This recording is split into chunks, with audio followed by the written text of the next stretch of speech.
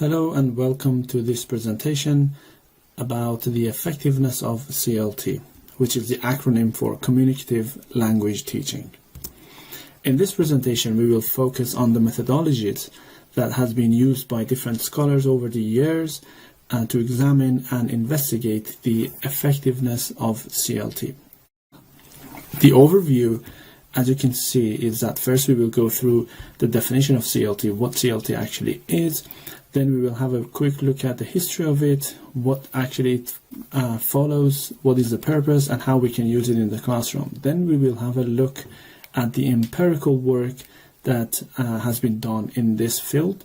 We will have a look in detail in that section. And then we will have a look at the impact that CLT has had on the language theory and also the learning theory. And in the end, we will have a look at the areas that can be looked into and the methods that can be helpful. So first of all, what is CLT? So it is important to realize that CLT is a method and it is not a theory. So what CLT is that it is a method to teach language. Now, where it started. In 1960s, there were two mainstream methods that were being used in mainly US and in Britain. As you can see on the screen, audiolingual method and situational language teaching. They were both mainly based on repetition and modeling and drilling the language in different situations. Later, in 1965, Chomsky started questioning those methods, and his questions were based on the fact that learners were not able to show their own creativity through those methods. So he came up and he built the theory of competence, or linguistic theory. And that theory was more or less around the abstract abilities that learners had. So it was looking into the cognitive process of language learning and what we are capable of producing. However, later Himes opposed to that idea, and he said that linguistic theory is not exhaustive. It does not include everything. As a matter of fact, it should be a more general theory that would actually include the communication and culture. And he coined the phrase communicative competence. So what is the purpose of CLT? So the main purpose is to promote students' communicative competence. But that brings us to a question. What is communicative competence anyway? So Canal and Swain in 1980 refined the definition of communicative competence that was put forward by Himes. And in their definition, communicative competence is comprised of four aspects. The first aspect is the grammatical competence, which includes the knowledge of vocabulary, grammar, semantics, and phonology. The second aspect of communicative competence is discourse competence, which means the ability that students or learners need to have to convey a meaning in a string of sentences. So the ability to put sentences together to get the point across very clearly is discourse competence. The third aspect is sociolinguistic competence, which is understanding the social rules applicable to the use of the language in that specific circumstances that the learner is.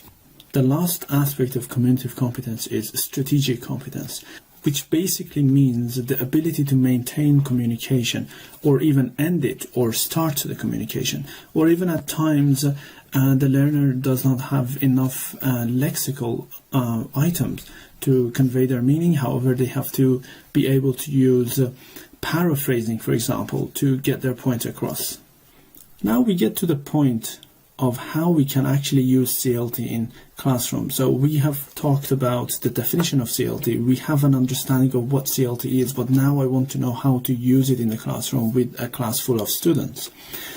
Basically, the most important part is that when we want to use CLT in the classroom, we have to keep in mind that communication should be the heart of the activity.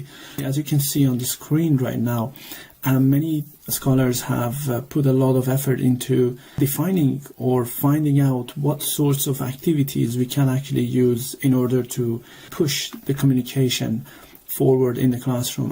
And you can see that we can use role plays or problem solving tasks or jigsaw activities, discussions, pair work, group work, and basically any activity that is based on communication can be used in the classroom to promote CLT.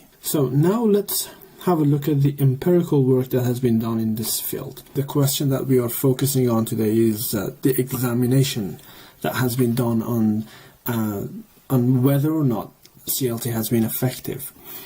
So the method that has been used to conduct the research in this field is mostly experimental research, in particular quasi-experimental, which means that there is a focus group and there is an intervention group. However, there is no randomization.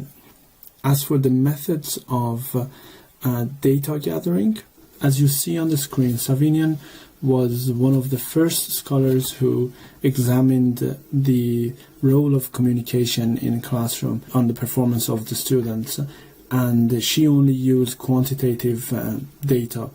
However, as we move along the time, we actually see that there is this trend of using mixed methods among scholars. For example, as for quantitative data, we can easily see and we can commonly see that there has been a wide use of pre- and post-test questionnaires. As for qualitative data, there are numerous learning logs by students, interviews of students, teachers, attitude questionnaires, and teachers' journals. Now in this section, Joy would walk you through a few researches that has been conducted in this field. Thank Azad for his wonderful speech. Next, I will select 2 studies from the papers we read for comparative analysis. The common concern of the 2 cases is the teacher's attitude that the use of CLT in language classroom can promote the development of students' oral competence. The first case is a study conducted by 4 researchers, both ranked etc., in 2007. The study was conducted in Malaysia. The researchers selected 4 language teachers from primary, middle, high schools, and college, who had 4 to 11 years of teaching experience. This is a qualitative study. The study adopted the method of semi-structured interview. Each researcher interviewed 1 respondent. The whole interview was in English, and the time of each interview was controlled between 20 and 30 minutes. With the consent of all interviewees, the whole interview process should be recorded and typed at the same time. For the sake of anonymity, each respondent was given a pseudonym and could opt out of the interview at any time. In the process of analyzing the data, each researcher first subdivided and transcribed the data, marked each fragment, assigned the code. They checked the overlapping and redundant parts of the code, decomposed them into broader topics, analyzed the repetition patterns and topics of these texts, and classified them according to categories. Then compare the coding categories between researchers, such as being able to express opinions, exchange views, string sentences together, and so on. The standard coding categories are determined according to the most repeated patterns in all transcribed texts, such as OC for oral competence, TR for teacher's role, SI for students' improvement. The study had main three findings. First, basically all participants agreed that it is effective to use CLT to improve students' oral ability. Second, CLT is a student-centered method, encourages all the students to participate with the target language, helps students communicate in real life, and formulate communication strategies. Because this method does not pay full attention to the accuracy of grammar, it increases students' confidence and inspires low proficient students to practice more. Third, in CLT classroom, the role of teachers has changed. They no longer dominate the classes, but act as promoters, initiators, guiders, or mentors to help students learn in the process. After discussion with Baghdad, we believe that this study has taken the first step for statistically qualitatively research in the future. It is helpful to determine the research areas that need further investigation and classification, which needs to be explored quantitatively in further research. The research results will serve as a project planning guide for in-depth and large-scale research in the future. It is helpful to reveal teachers' understanding of CLT and practical application of CLT in class. However, the scale of the study is too small, and the sample data is not rich enough. So the research results cannot be extended to a larger population. In addition, this study is limited to the interview method when collecting data, which is very time-consuming for large samples. The second case is a study of Abdelmajid and Omer in 2020. The researchers randomly sampled 100 English teachers from all the middle schools to participate in the study, 50 females and 50 males. This is a quantitative study. The study used the descriptive research method to directly explain, analyze, and describe specific phenomena without the interference of researchers. The sample data were analyzed by Package for Social Sciences.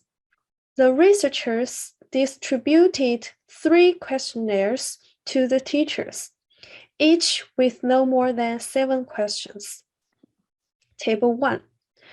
Teachers' attitudes towards the use of CLT in the classroom. Table 2. The main factors that hinder teachers from using CLT to cultivate students' oral skills. Table 3. To what extent the use of CLT in the classroom has improved students' oral competence. The researchers analyzed the collected sample data according to 5 Likert scale. The main findings of the study are as follows. Most participants strongly agree with the use of CLT in the classroom. They believe that the use of CLT is conducive to the whole teaching process. Teachers and students can better share ideas or opinions and make the classroom more creative. Second, the main reasons that hinder teachers from using CLT in the lack of real materials. Developing CLT materials for communicative classes will cost a lot of time. The class size is too large, which makes it difficult to carry out in practice.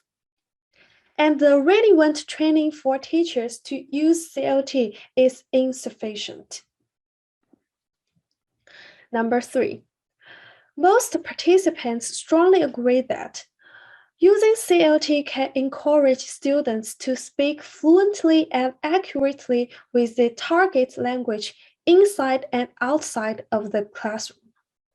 Students are more active than usual and more responsible in the learning process. Through participation, students can understand what they are learning and effectively improve their oral ability.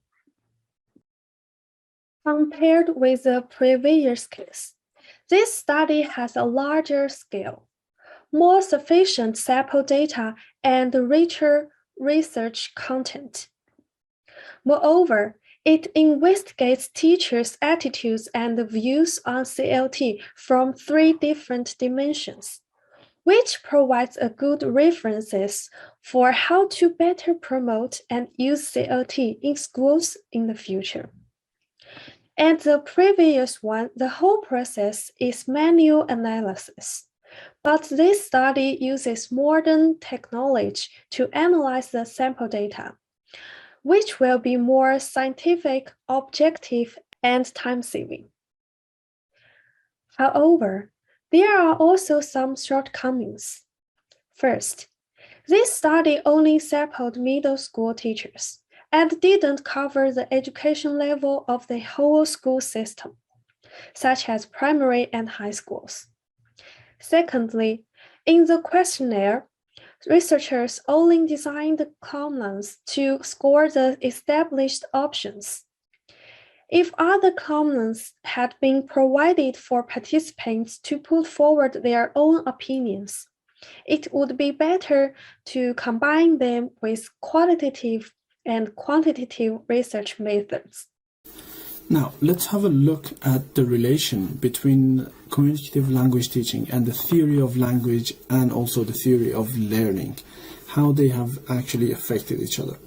Now, when we want to look at the CLT and theory of language, we realize that they both have had effects on each other, and maybe even more the theory of language on CLT. As Richard in his book points out, some of the characteristics that communicative view of language has brought are, first of all, language is a system for the expression of meaning. The primary function of language is to allow interaction and communication. The structure of language reflects its functional and communicative uses. The primary units of language are not merely its grammatical and structural features, but categories of functional and communicative meaning as exemplified in discourse. And also, communicative competence entails knowing how to use language for a range of different purposes and functions. Now, when we want to have a look at how CLT has affected learning, Littlewood in his chapter points out that the CLT has given us this perception or this insight that learners learn a language through using it to communicate.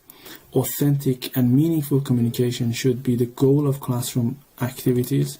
Fluency is an important dimension of communication. Communication involves the integration of different language skills, and learning is a process of creative construction and involves trial and error. Now, let's turn to the last part, which is our thoughts on the future research in this field. At present, the research on the effectiveness of CLT in language learning classes for students with disabilities is not rich enough. If we do research in this field in the future, Bazat and I have conceived the following methods.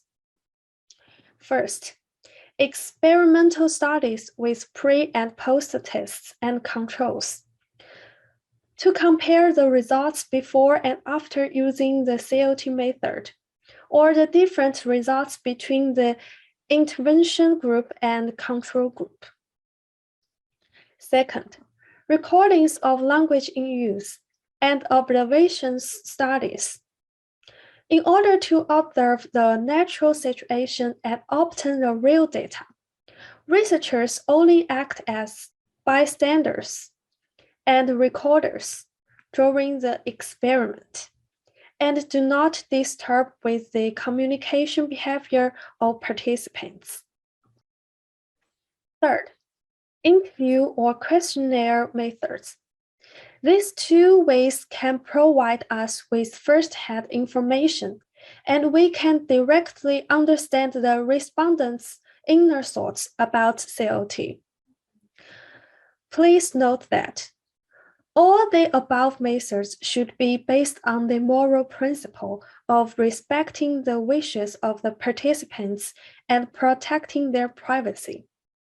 In the whole process of the experiment, researchers should avoid any bias, pay attention to the mental and physical health of the students. Okay, finally, let me make a brief summary for the presentation of our group. Today, we mainly focused on the effectiveness of CLT. Firstly, we introduced what CLT is, its development history, and the typical application forms.